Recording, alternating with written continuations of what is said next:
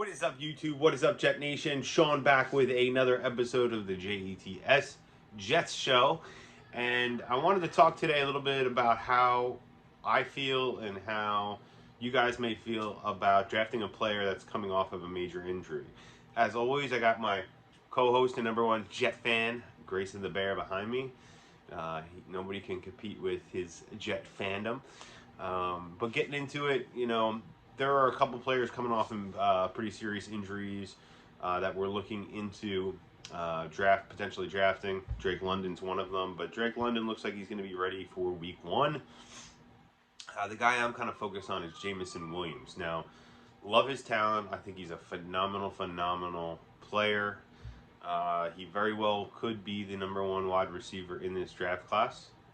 And we could get him at 10. We could trade down and possibly get him in the teens if we decide to trade down. There's one big thing that does bother me about that. And there are some ways around it, but the fact that he's going to be out 8 to 10 weeks of the season, that means we're going to be going into the season with the same, even less wide receiver depth than we did last year going into the season. And, that is going to affect Zach Wilson's growth as a player. And it's very important that we see who he is and that he grows, because this entire Jets roster right now, team, front office, everything kind of hinges on the development of Zach Wilson. So, that being said, there are two ways around this. If we do draft him, we either need to sign another veteran wide receiver to give us some help in the beginning of the season until he comes back, or we need to draft another guy in the second round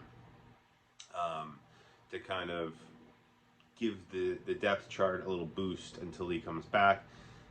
And I have been a fan of drafting multiple wide receivers in this draft if we don't trade for one anyway, just because I think, when you look at the roster, Berrios is only going to be around 2 more years.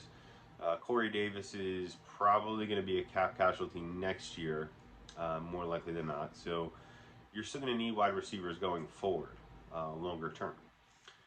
That being said, I personally would prefer to stay away from a guy like this. I feel like we've got burnt a lot on players like this, and we already have a team full of injury players last year. We had the most injuries in the league last year. We were really high up there the year before.